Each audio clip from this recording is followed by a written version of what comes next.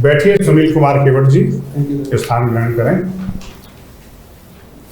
कैसे हैं आप? ठीक है। बढ़िया। कहाँ पे, इंदौर में कहाँ से आए आप? अभी अच्छा, वहाँ रहते हैं आप? नहीं सर, दोस्त का रूम है तो वहाँ कुछ दिन के लिए रुका हूँ। अच्छा, कुछ दिनों के लिए रुके हुए। और पटवारी के रूप में पोस्टिंग कहाँ पर है आपकी? पन्ना में। और वहीं के रहने वाले आप, अजयगढ़ के है ना? चलिए, केवट है ना? Yes sir. रामायण में एक प्रसंग आता है, यस सर। बड़ा मार्मिक प्रसंग है और मुझे बहुत पसंद है प्रसंग, जिसका संबंध जो है एक केवट जी से है। बताएंगे प्रसंग क्या है? रामायण में अयोध्या कांड में केवट का प्रसंग है। इसमें केवट भगवान श्री राम को गंगा पार करने के लिए कहते हैं। उसमें केवट कहते हैं कि मैं आपको गंगा पार तभी कराऊंगा जब आपके चरण धुलकर यह निश्चय कर लूंगा कि मेरे काट की जो नाम है वो स्त्री नहीं बनेगी, पत्थर की ना हो जाए। हाँ, पत्थर की ना हो जाए, है ना? केवट को डर क्यों था कि प्रभु श्री राम के चरण जब उसके नाव पर पड़ेंगे तो नाव पत्थर की हो जाएगी? केवट के मन में भ्रम कहाँ से आया? केवट को जानकारी मिली थी कि अहिल्या नाम की जो गौतम ऋषि की पत्नी थी, वो श्राप के कारण पत्थर बनी थी। वो प्रभु के चरणों के स्पर्श से उनका पुनः उद्धार हो गया था और वो पुनः अपने वास्तविक रूप में आ गई थी। तो इस वजह से उन्हें भी संदेह था कि कहीं मेरी नाव भी कुछ परिवर्तित ना हो जाए और मेरी आजीविका का जो एकमात्र साधन है वो छिन ना जाए ना। तो उसने फिर चरण धोए उनके ना, चरण धोए उसका पानी किया।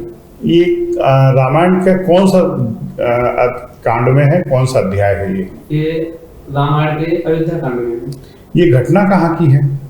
घटना इलाहाबाद के पास की है, प्रयागराज के पास। वर्तमान में प्रयागराज के पास की है? प्रयागराज के पास श्रृंगवीरपुर नाम का एक गांव है, श्रृंगवीरपुर। हाँ, उसी स्थान की है श्रृंगवीरपुर ना? बिल्कुल सही बोल रहा है ना? चलिए सर, बहुत बढ़िया। आप पन्ना में अजयगढ़ से, यस सर, है ना? अजयगढ़ की विशेषता बताइए, महत्वपूर्ण तहसील है। यस सर, अजयगढ़ विंध्य श्रेणी के भांडेर रेंज में उत्तर के विशाल मैदान से प्रारंभ में स्थित है। यहाँ भांडेर रेंज समाप्त होती है। यहाँ से केन नदी गुजरती है। यहाँ की जनसंख्या तकरीबन 1 लाख के आसपास है और वर्तमान में नगर पालिका परिषद पन्ना, है ना? पन्ना तो बड़ी प्रसिद्ध जगह है भाई। Yes sir. अपने एक विशेष खनिज के कारण। Yes sir. कौन सा खनिज है? पन्ना हीरा के लिए। हीरे की कौन सी खदानें हैं पन्ना में? पन्ना में एनएमडीसी के उत्खनन के लिए मझगांव है जो मुख्य खदान है। उसके अलावा पन्ना के आसपास के जो काफी एरिया हैं वहाँ कुछ लोग आप दुर्गत रूप से अपनी जमीनों में खनन करते थे। जैसे गाँव पास में एक जगह और है पन्ना के बगल में, छतरपुर जिले में, बक्सवाहा, यस सर, है ना? ये भी चर्चा में रहा अभी। Yes sir. कारण क्या? बक्सवाहा में भी हीरा खनन के लिए वहाँ पे बोली लगाई गई थी। वहाँ जंगल वन विभाग के कारण चर्चा में रहा है। तो क्या चर्चा थी?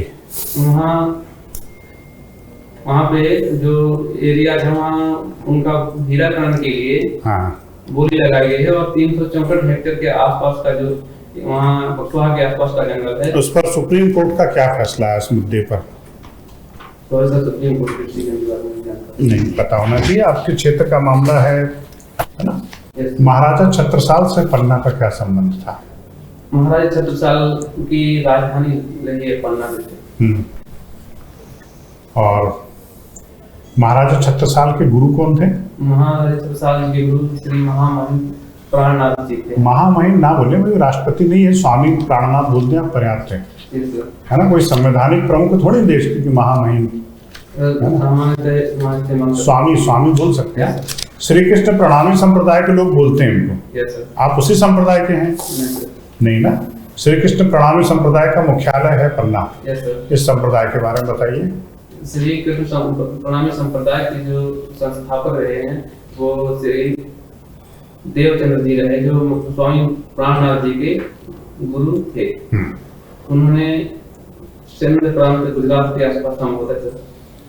वहाँ इसकी स्थापना की थी और इनको प्रचार करने का श्रेय महामहिम प्राणनाथ को जाता है। ठीक, very nice. Chhatrasal Singh Bundela, yes sir. इनका मराठों से क्या संबंध था? छत्रसाल सिंह बुंदेला जिन्हें शिवाजी के कहने पर ही राज्य के पुनरुत्थान के लिए कार्य प्रारंभ किया और जब बुंदेला सरदार मोहम्मद बंदर ने उन पर आक्रमण किए तो बाजीराव प्रथम से मदद ली थी। बाजीराव पेशवा से मदद मांगी थी, है ना? किन शब्दों में मदद मांगी थी?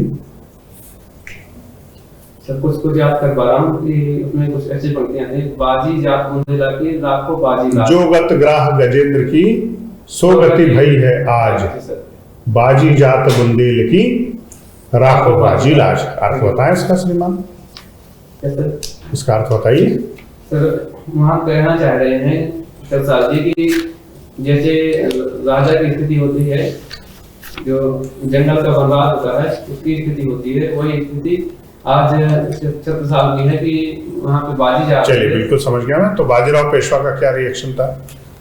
Sorry sir. नहीं, बाजीराव पेशवा को खबर मिली तो उसके बाद उन्होंने क्या किया फिर? सर वो आए थे वहाँ पे और उन्होंने संयुक्त रूप से युद्ध लड़ा और मोहम्मद खान बंगस को पराजित किया था। उसके पूरी कहानी सुनाओ भाई, अब मैं बार बार पूछूंगा तब बताओगे क्या? सर उसके बाद उन्होंने एक ऐसी कहावत है कि छत्रसाल की मुस्लिम पत्नी से जो उनकी पुत्री थी मस्तानी जी, उन्होंने उनको भेंट स्वरूप दी थी जिससे बाजीराव जी की शादी हुई थी। तवायफ से पैदा हुई थी, है ना? मुस्लिम तवायफ से मस्तानी, है ना? और उसके बाद बाजीराव पेशवा की समाधि कहाँ पर है मध्य प्रदेश में? बाजीराव पेशवा की समाधि खरगोन डिस्ट्रिक्ट में रावलखेड़ी में है। रावलखेड़ी में। अब एक बात बताइए मुझे, आखिरी क्वेश्चन पूछ रहा हूँ मैं, आपको एनसीईआरटी का चेयरमैन बना दिए जाए एक दिन के लिए, तो आप एनसीईआरटी में किन किन वीर पुरुषों को शामिल करेंगे? क्या उसमें बाजीराव पेशवा होंगे?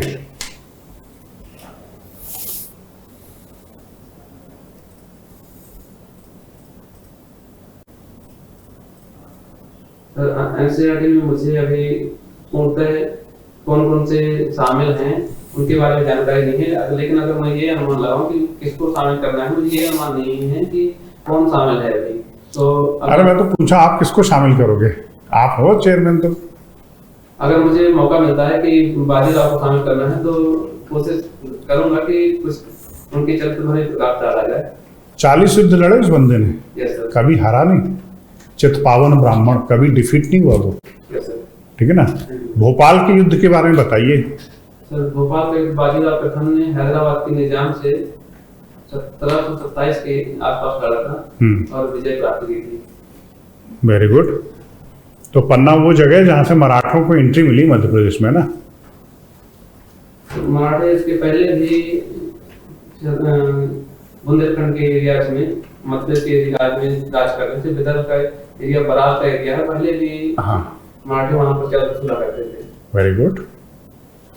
आपके इतिहास में अच्छी रुचि है ना? आपका एमए भी इतिहास है, वाह क्या बात है। इतिहास का कौन सा प्रखंड आपको बहुत पसंद आता है? सर इतिहास में मुझे मध्यकाल ज्यादा अच्छा है। मध्यकाल में कौन सा प्रखंड? मध्यकाल में ये जो अपना 1200 ईस्वी के आसपास जो उथल पुथल वाला काल रहा है। कोई विशेष सुल्तान आपकी पसंद का? सर मुझे मुख्य बुंदेलखंड में ही जो लोग गाथा के रूप में परमाली देव चंदेल। आलाखंड के बारे में बताइए। चलिए अब आप, मैं समझ गया आपकी रुचि आलाखंड में है ना? आलाखंड चंदेल राजा परमाती देव के जो दरबारी कवि और एक सेनापति जैनिक रहे हैं। Very good. उन्होंने लिखा हुआ था परमाल गाथा के नाम। लिखा नहीं बेटा, इसको वाचिक परंपरा में था, एक बोला था उन्होंने। इसको लिखा तो बहुत बाद में गया था, वाचिक परंपरा में है ना? क्या है आलाखंड में, किस घटना का वर्णन है? आलाखंड में आला उधर जो वीर सेनापति थे उनकी लड़ाइयों का वर्णन है कि उन्होंने 52 लड़ाइयां लड़ी थी। अब मैं आपसे उम्मीद करता हूं कि आप बुंदेलखंड के हैं। Yes sir. आलाखंड में आपकी रुचि है, 2 लाइनें आलाखंड की सुना दीजिए। Yes sir. तो मैं सर क्या फ्री होके सुना सकता हूं? बिल्कुल फ्री होके सुना सकते हैं आप। बैठ दीजिए। हाँ शानदार। मैं भी बुंदेलखंडी हूँ, खुश हो जाऊंगा। मैं माधवगढ़ की लड़ाई का 2-4 गाने सुना। बिल्कुल बिल्कुल सुनाइए। तादम आहा बोलन लागे सब भाइयों से कही सुनाए, अब तुम लौट चलो मोहबे को पहुंचा वक्त शाम का। बोला उदल तवाला से दादा सुनियो वचन हमार, बिना शिकार के हम नहीं लौटे नहीं घर होए हंसी हमार। तुम सब लौट जाओ मोहबे को वापस फिरा उदय सिंह राय, जहाँ पे लाका था उरई का दाखिल हुआ वहाँ पर जाए।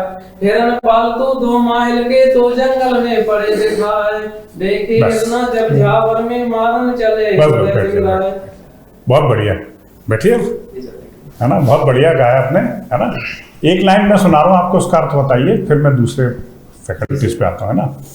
12 बरस सूखर जिए 14 बरस यार, बरिस 18 छत्री जिए आगे जीवन को धिक्कार। तक तक तक तक तैगा बाजे बाजे छपक छपक तरवार। सर ये पंक्तियां आला खंड से ही ली गई हैं। इसमें कहते हैं कि 12 वर्ष लोग कुकुर जीवे, मतलब कुत्ते की उम्र 12 वर्ष तक होती है और जो सियार होते हैं उनकी उम्र 10 से 11 होती है। छत्री की उम्र 18 वर्ष की गई है और कह रहे हैं कि अगर कोई आगे जीता है तो वो अपने बाहों के बल पर ही जीता है। हाँ, वेरी गुड, बहुत अच्छे सर। जैसे इतिहास में काफी रुचि है आपको। सुनील जी, मुझे आपसे ये जानना था कि 2 शब्द हम देखते हैं इतिहास के हिसाब से, एक है सहिष्णुता और एक है विविधता में एकता। इन दोनों को थोड़ा सा डिस्क्राइब करिए। सहिष्णुता एक ऐसा टर्म है जिसमें आप अगर तीसरे की दूसरे की भावनाओं से या दूसरों के विचारों से सहमत नहीं है तब भी आक्रामक ना हो। ये आपका व्यक्तिगत नजरिया हो सकता है कि आप उसकी भावनाओं या विचारों से असहमत हैं, तो आप उसे असहमति जागृत कर सकते हैं, लेकिन आक्रामक ना हो। आजकल देखने को मिल रहा है कि कुछ लोग कह रहे हैं कि भारत में सहिष्णुता नहीं है, इंटॉलरेंस बढ़ रहा है, असहिष्णुता बढ़ रहा है, तो आपको लगता है ऐसा है? नहीं सर, ऐसा मुझे तो नहीं लगता कि देश में असहिष्णुता है। यहाँ विधि का शासन है और सभी सामान्य रूप से अपना जीवन निर्वाह कर रहे हैं। असहिष्णुता की भावना तो नहीं लगती। हमारे यहाँ समाज में भी विभिन्न धर्म के लोग रह रहे हैं, वो भी साथ मिलकर ही रहते हैं। तो विविधता में एकता भी है साथ में, मतलब ये है आपका कहना। चलिए, अच्छा, आपने विदेशी निवेश के बारे में सुना होगा। फॉरेन इन्वेस्टमेंट इंडिया में होता है, लगातार होता है, 2 रूपों में होता है। एक को हम FDI कहते हैं, एक को हम FPI कहते हैं। दोनों में डिफरेंसेस क्या हैं, पहले तो मैं आपसे ये जानना चाहूंगा। 2 प्रश्न हैं मेरे इससे जुड़े हुए। दूसरा ये कि कहा जाता है भारत के विषय में कि FDI ज्यादा बेटर है FPI की तुलना में। ये शब्द कहा जाता है कि FDI ज्यादा बेटर है FPI की तुलना में। तो मैं जानना ये चाह रहा हूं कि FPI को फिर अनुमति क्यों दी जा रही है, यानी FDI की खामियां क्या हैं। तो पहले तो डिफरेंस, देन FDI की कमियां क्या हैं, वो भी आप एलैबोरेट कीजिए। FDI जो प्रत्यक्ष विदेशी है, 2 रास्तों से होता है। एक डायरेक्ट इन्वेस्टमेंट होता है जिसमें म्यूचुअल फंड्स और शेयर्स वगैरह में डायरेक्ट कोई विदेशी व्यक्ति सेबी में रजिस्टर करा के और इन्वेस्टमेंट कर सकते हैं किसी भी कंपनी में। और दूसरा इन्वेस्टमेंट होता है कि एक व्यवस्थित तरीके से भारत में कंपनी के जगह ठीक ठीक। अच्छा, ब्लैक मनी क्या होता है, थोड़ा बताएं, और इससे जुड़ा हुआ हवाला कारोबार। सर, ब्लैक मनी जो अपनी आय में टैक्स ना दिया जाता हो, चोरी करके दर्शाई नहीं जाती अपनी आय में, उसके ऊपर जो इनकम होती है वो ब्लैक मनी कहलाती है। और ब्लैक मनी को अवॉइड करने के लिए जो विदेशों के माध्यम से पैसे वापस लाए जाते हैं कंपनी में इन्वेस्टमेंट करके, उसमें जो कारोबार में संलग्न होते हैं वो हवाला कारोबार कहलाता है। Money laundering. जी सर। मनी लॉन्ड्रिंग अलग है, हवाला अलग है। पर ठीक है, चलिए, नो इशू। अच्छा, जैसा कि मैं देख रहा हूँ आप सोशल भी बहुत मुझे नजर आ रहे हैं, तो मैं जानने के लिए उत्सुक हूँ। ये समाजवाद में 2 शब्द इस्तेमाल किए जाते हैं, एक आर्थिक समाजवाद है और एक सामाजिक समाजवाद है।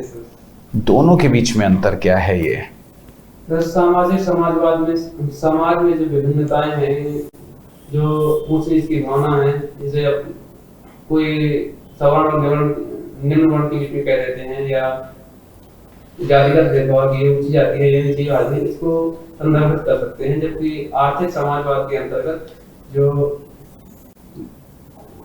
धनी और निर्धन वर्ग के बीच का जो तुलना है, वहाँ ये खाई नहीं रहेगी, सब लोग बराबर हो जाएंगे। सुनील कुमार जी, आपको नहीं लगता कि जो चीज नहीं आनी चाहिए नहीं बतानी चाहिए?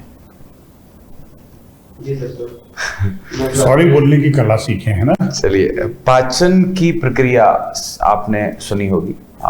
हम कुछ भी खाते हैं, पचाते भी हैं, तो ये कहाँ से ये प्रोसेस शुरू होता है हमारा? पाचन की क्रिया मुख से ही स्टार्ट हो जाती है। ओके, मुख से ही स्टार्ट हो जाती है। किसके द्वारा पाचन? जीभ से जो लार निकलती है, उस लार से ही पाचन क्रिया स्टार्ट हो जाती है। यहाँ पर 3 ग्लैंड्स पाए जाते हैं, नाम थोड़ा सा मैं जानना चाहूंगा।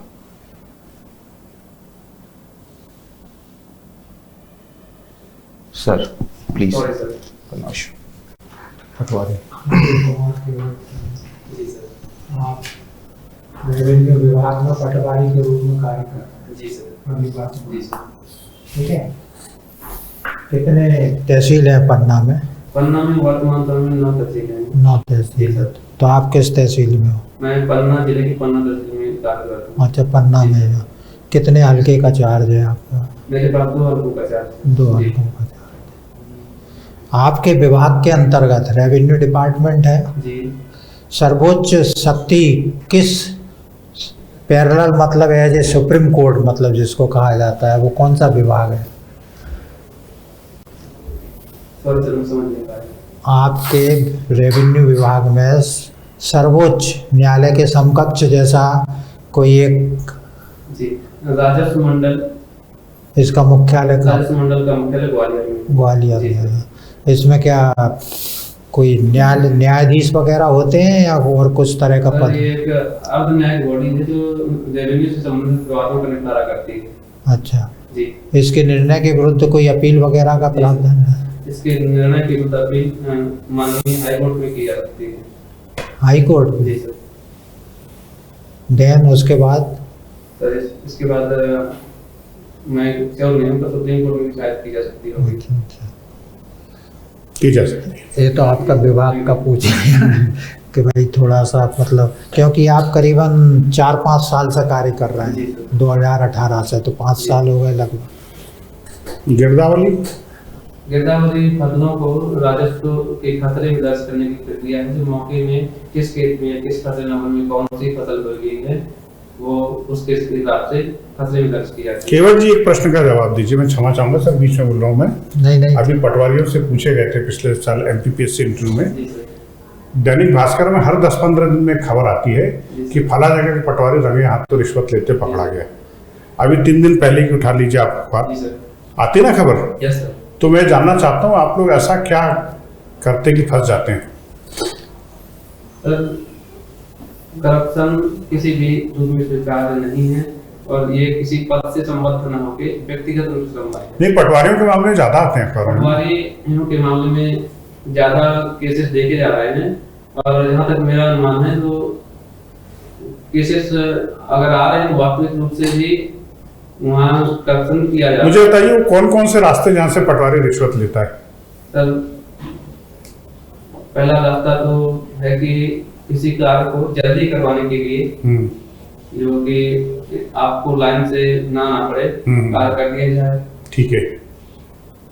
दूसरा रास्ता कि जो मौके पे जांच है उसमें कुछ हेरफेर करने के लिए भी बोला जा सकता है। कार्य जल्दी करने के लिए ना? कार्य जल्दी करने के लिए, और मौके में क्या कि उनकी मौके में ग्रामीण स्थिति के आधार पर भी जो कार्य होते हैं उन पर रिपोर्ट लगती है कि यहाँ की मौके की स्थिति आप बताइए कि क्या स्थिति है।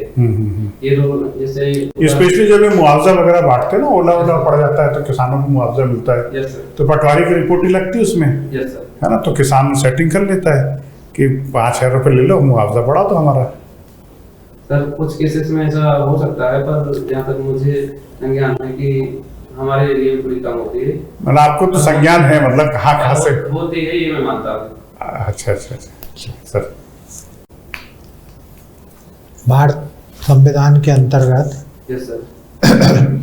आर्टिकल 32 के अंतर्गत विभिन्न प्रकार के लेख यस सर, जारी करने का है प्रावधान, यस सर, ठीक है। यस सर, और 226 के अंतर्गत यस सर, हाई कोर्ट को है, जी सर। और आर्टिकल, तो ऐसे वो कौन कौन से लेख हैं उनके नाम बताएं। आर्टिकल 32 के अंतर्गत माननीय सुप्रीम कोर्ट को और 226 के अंतर्गत हाई कोर्ट को 5 रेटें जारी करती है, जैसे बंदी, प्रत्यक्षीकरण, परमादेश, उत्प्रेषण, अधिकार परीक्षा और प्रतिषेध, ये 5 रेटें जारी करती है। 5 प्रकार। जी सर। अच्छा अच्छा। किसकी शक्ति ज्यादा रेट जारी करने के संदर्भ में?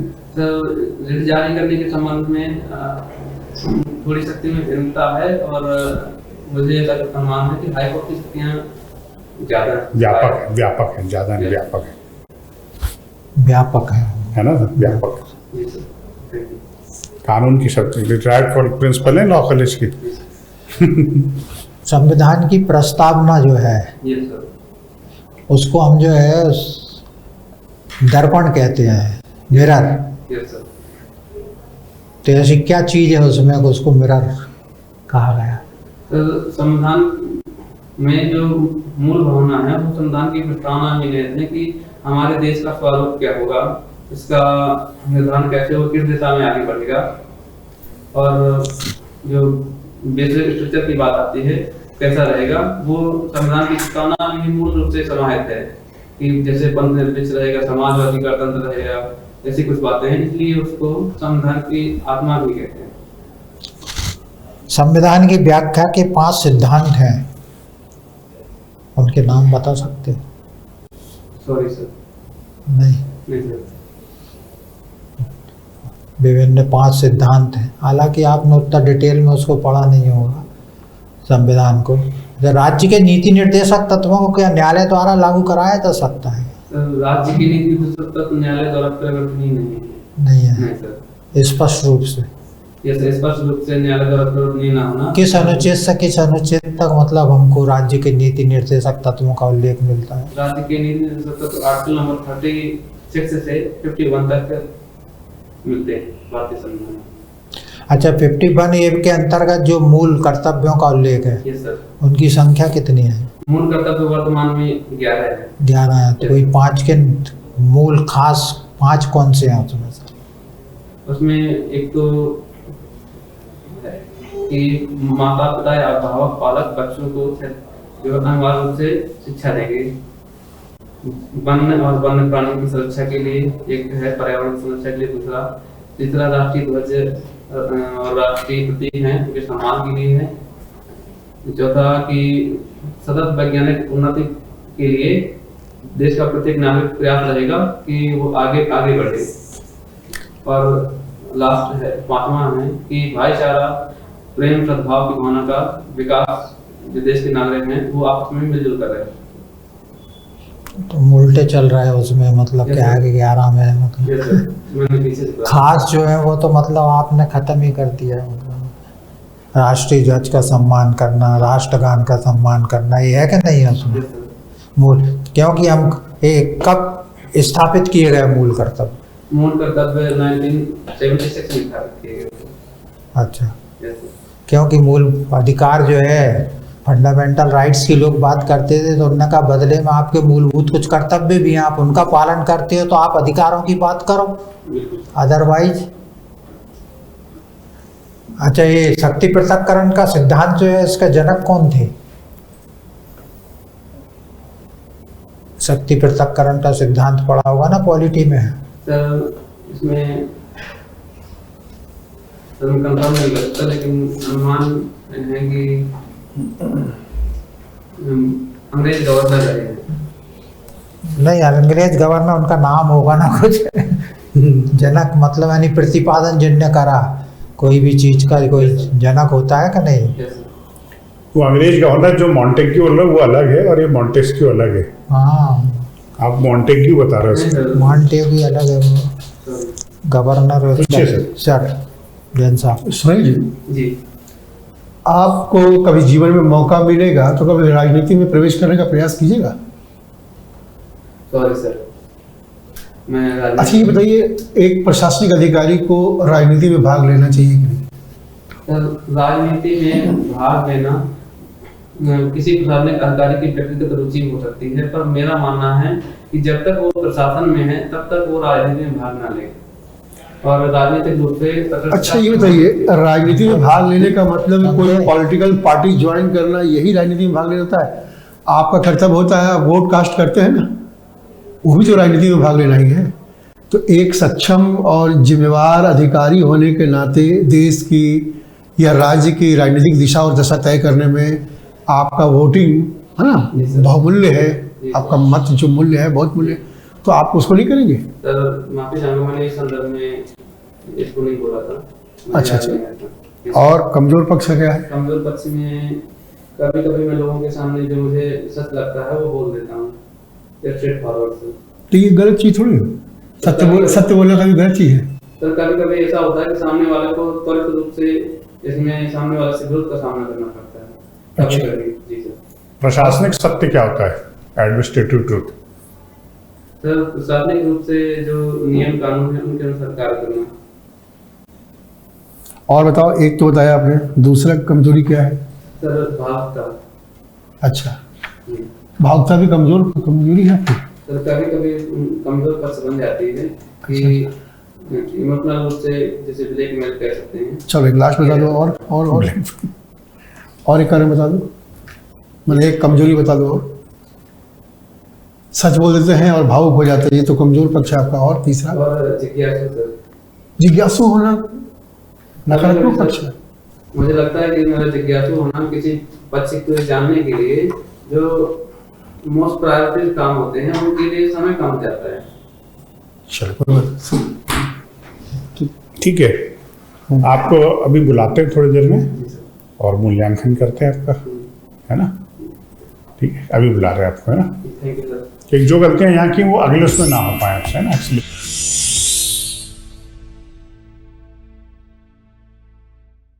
बैठिए।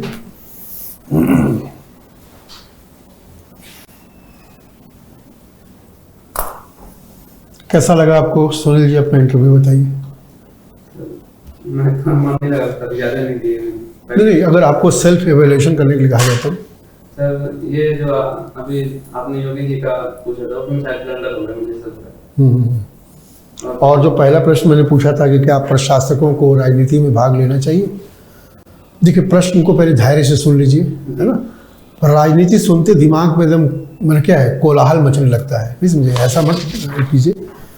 देखिए मैंने आपसे इसलिए पूछा कि जिम्मेवार नागरिक का हर व्यक्ति का दायित्व होता है ना, राजनीति में भाग लेना, मतदान करना और अपनी चुनिंदा सरकार को चुनना, है ना?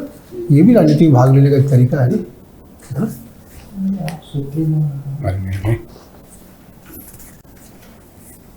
और सर लोग बताएंगे अभी बारी बारी से। हाँ केवट जी, मुझे तो शुरू में आपका इंटरव्यू बहुत अच्छा लगा। आपने जैसे छत्रसाल सिंह बुंदेला पन्ना वो जो जानकारी दी, आला खंड गा के सुना दिया, मजा आ गया, है ना? बस आपके जो साक्षात्कार था उसमें मुझे एक दो गलतियां नजर आई, मैं उनको बता देता हूँ, आप उनको सुधार लीजिए। कई जगह पर आपने गलत जवाब दे दिया, तो गलत जवाब देने की बजाय आप आई एम सॉरी बोल दीजिए।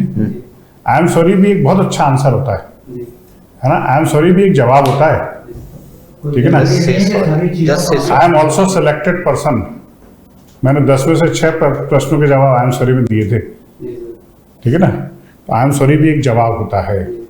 मेरा स्टूडेंट है आपके पन्ना में एचडीए में, 10 में से 8 प्रश्नों में आई एम सॉरी बोला था उसने, फिर भी उस सिलेक्ट हुआ, अच्छे नंबर मिले उसको, ठीक है ना? तो आई एम सॉरी भी एक जवाब होता है। और जो सबसे बड़ी ब्लंडर मिस्टेक, आप गवर्नमेंट जॉब में हैं, भविष्य में अधिकारी बनने वाले, शासन की नीतियों के विरुद्ध ना जाएं, ठीक है ना? बैलेंस्ड अप्रोच है ना, होना बड़ा जरूरी है। ठीक है, ओके, बेस्ट ऑफ लक केवट जी, बढ़िया पटवारी से बनो डिप्टी कलेक्टर सीधे, है ना? ये गलतियां जो बताए इनको सुधार लेना बस, है ना? बाकी और कोई कमी नहीं तुम्हारे भीतर, ठीक है ना? सब चीज देना जरूरी नहीं है आंसर। नहीं आता था, नो ही फिनिश इट। ठीक, right, best of luck. Thank you sir. Thank you.